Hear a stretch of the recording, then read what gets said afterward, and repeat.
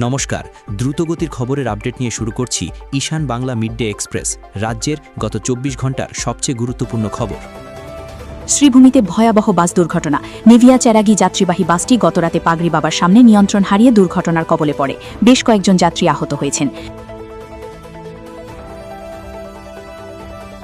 নির্বাচনের প্রাক্কালে শিলচরে একসাথে ৬টি মদ বোঝাই কন্টেনার বাহন জব্দ।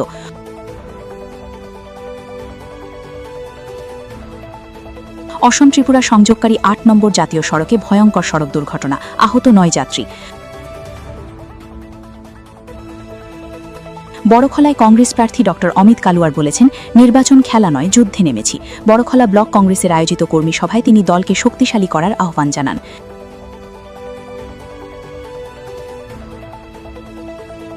কাছাড় পুলিশ ও আসাম রাইফেলসের যৌথ অভিযানে শিলচরে আটক করা হয়েছে নাইজেরিয়ার নাগরিক এমাকো এসাজোকে। তার ভিসার মেয়াদ শেষ। অভিযোগ, স্থানীয় এক মহিলার সহায়তায় তিনি মালুগ্রামে ভাড়া বাড়িতে বসবাস করছিলেন। পুলিশ জানিয়েছে আরও কয়েকজন তার আশ্রয় ও সহায়তা দিচ্ছিলেন। আটক সবাইকে জিজ্ঞাসা করা হচ্ছে। বড় চক্রের সন্ধানে তদন্ত শুরু।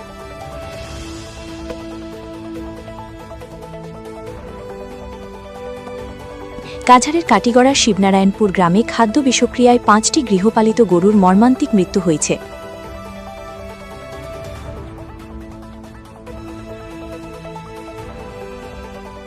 তারাপুর করিমগঞ্জ রোডে সম্পূর্ণ মহিলাদের পরিচালনায় উৎসতের আমেজে পালিত হচ্ছে সার্বজনীন বাসন্তী পূজা।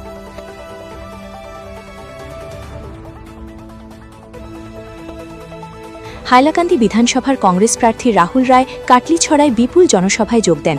লালাছড়া সহ বিভিন্ন মণ্ডলের ১৪ জনের বেশি সদস্য আনুষ্ঠানিকভাবে কংগ্রেসে যোগ দেন।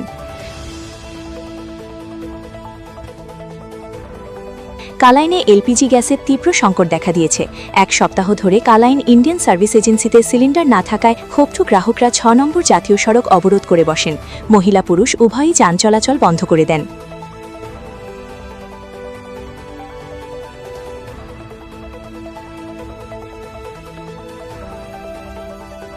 দক্ষিণ হাইলাকান্দির কাটলিছড়া স্বরূপনগর কলোনিতে দিন দুপুরে দুঃসাহসিক চুরির ঘটনা ঘটেছে।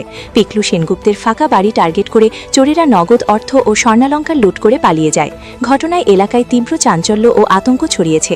খবর পেয়ে পুলিশ ঘটনাস্থলে পৌঁছে তদন্ত শুরু করেছে।